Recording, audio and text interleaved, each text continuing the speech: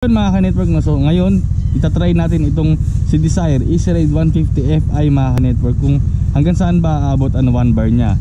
So kung makikita mo mga ka-network, yan, kita nyo to, sana nakikita nyo, no? So 1 bar na siya, kaka 1 bar nya lang ngayon. 6:42 AM, 163 kilometers ka-network. So titignan natin yan.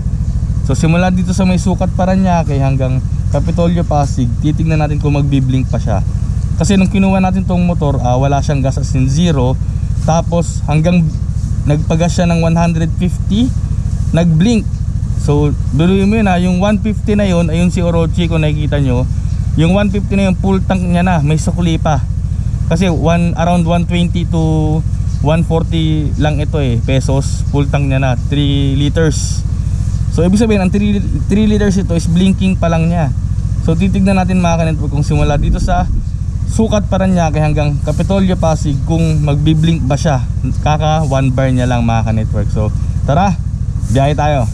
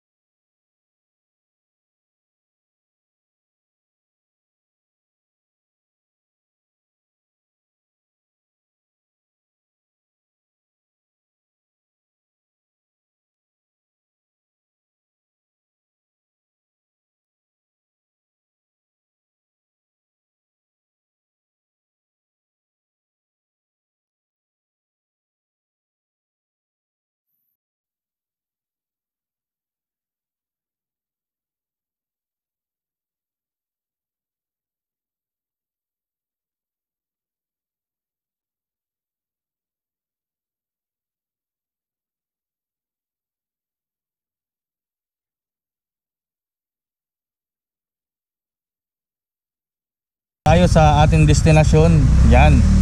So, ate, ito yung nagbablog ako Wait lang. So, nandito na tayo sa may Capitolio. So, kung makikita nyo yung bar, yan, 1 bar pa din. Tapos 7:11 AM, 184 kilometers. So, ang dagdag is around 11 kilometers mga ka-network. So, sa 11 kilometers, from kaka 1 bar lang, hindi pa siya nagbiblink. So around around 21 kilometers. So kung kayo kay Orochi, nabawasan na siya ng 1 bar. So hanggang dito na lang yung review natin yan ng 1 bar. Isusunod natin kapag nag-blink na, next video mga ka-network. So kung di ka pa naka-follow, please follow mga ka-network para updated ka sa mangyayari kay Desire, no mga ka-network. Hanggang dito na lang. Peace out. Bye, sir down. Yan mga ka-network, no. So second trip natin. So kanina hindi natuloy hanggang mag-blink. So nakita nyo naman, diba? So second trip na. Yan mga ka-network, no. So second trip natin, simula dito sa may Capitolio, Jalan Sugbahan hanggang gate 1 mga ka-network. So tara, tingnan natin kung mapapablink na ba natin. So hindi ko alam kung ilang meter yon. 1214, 184 kilometers. So titignan natin ha ka-network kung ilan, kung mapapablink na ba siya natin.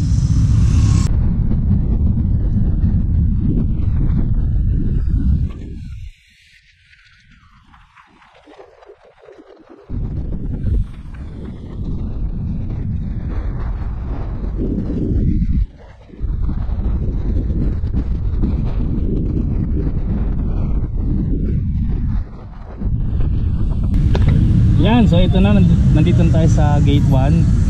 So 2:18 AM, ay PM, sorry, 2:18, 186 km pa din. Ay pa din ba? Ano ba pa tayo nagsimula. Ulit. Yan, so nandito na tayo no mga ka-network sa gate 1. So 200 ulit. Yan ka-network no, so nandito na tayo sa gate 1 ka-network. So 2:19 PM yan, kita mo 1 bar pa din, hindi pa nagbi-blink. 186 km ka-network. So next destination natin, simula dito sa may gate 1 hanggang JP Rizal sa harap ng Makati City Hall ka-network. So 2:19 PM, 186 km, tapos 1 bar pa din yan, hindi pa rin siya nagbi-blink.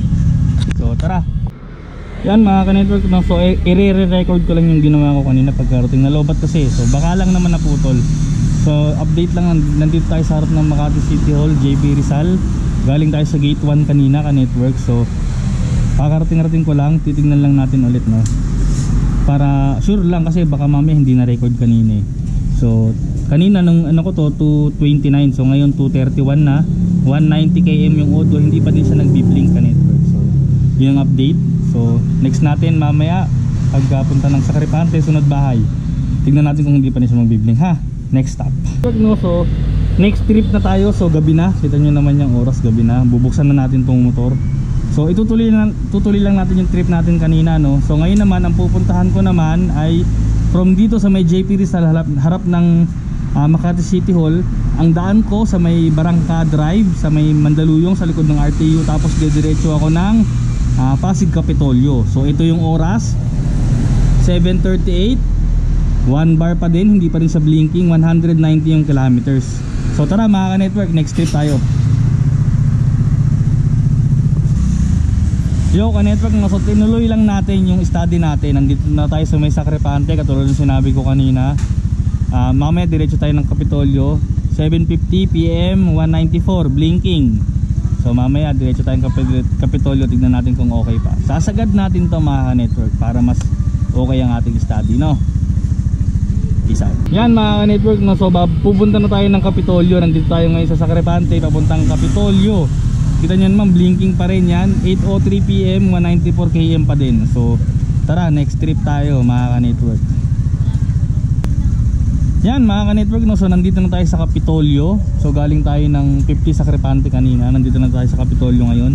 So titignan natin yung odo mga ka-network. Yan 8:10 PM, 196 km, blinking pa din siya. So ka-network, itutuloy pa rin natin, ipupush pa natin ng konti. Tignan natin kung kaya pang abutin ng 200 or something, or mawawala ba yan, tapos tumaandar pa rin. Tignan natin mga ka-network no. So hanggang dito muna ulit ang ating continuation, mamaya naman ulit ha. Peace out. Yan ka-network no, so gabi na, nandito tayo sa may Barangay Kapitolyo, Pasig. So susubukan natin umuwi dun sa may Paranaque. So around 19 to 23 kilometers yun ka-network no. So tignan natin, ngayon ay 9:54 PM, 196 km na, tapos blinking. So titignan natin ka-network. So hanggang dun lang sa kabahan ako. Pag nakakita akong gasolinahan, papagas na ako. Pero yan, nakikita nyo ka-network no, 196. So tara, biyahe tayo.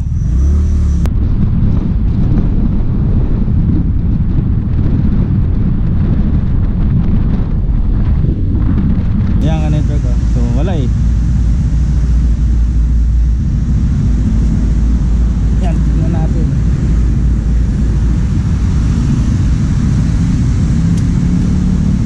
Yan, punta ko na ulit, 10:22 PM, 211 kilometers na network. So 7 lang yun, 8, 9, 10, 11. Meron pang 4 na litro. Sayang no, dapat pala sinagad ko pa, makakauwi pa ako nun eh. So hanggang dito na lang ka-network, yan lang ang ating review dito sa Motorstar Easy Ride 150 Fi mga ka-network. So kung nagustuhan mo yung review natin mga ka-network, please like and subscribe naman sa ating YouTube channel para sa mga update nitong Easy Ride 150 Fi. So ulitin ko ulit, 10:22 PM, 211 kilometers full tank.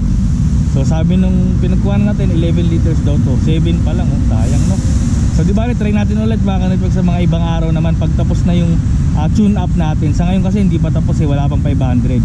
Pag nag 500 na change oil, subukan natin ulit mga ka-network no. So hanggang dito na lang, maraming salamat sa pagsama ha. Peace out.